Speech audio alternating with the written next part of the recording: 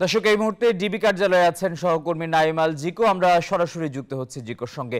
জিকো, মতিউর রহমান ও লায়লা কানিসকে গ্রেপ্তারের বিষয়ে সবশেষ কি তথ্য আছে আপনার কাছে?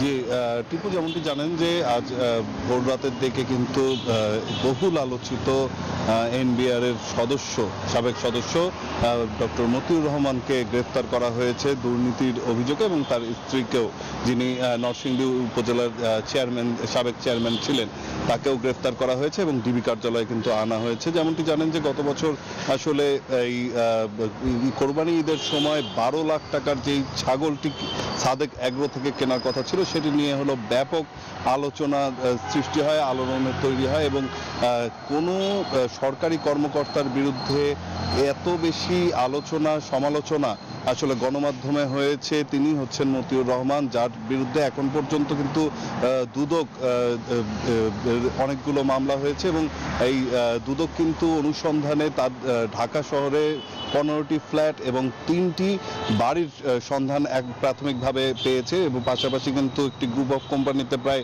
2000 কোটি টাকার ইনভেস্টমেন্ট তার রয়েছে বলেও কিন্তু তার দুদকের কাছে প্রাথমিকভাবে তথ্য মিলেছে। এছাড়াও বেশ কিছু তার একটি জুতার কারখানা রয়েছে, গাড়ি রয়েছে।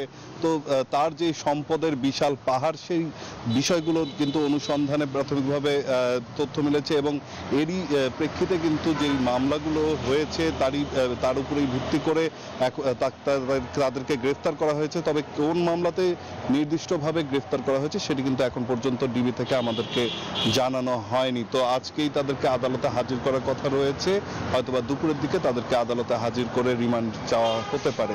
তো এই ছিল এখন পর্যন্ত টিপু আমার কাছে এখানকার সবশেষ তথ্য।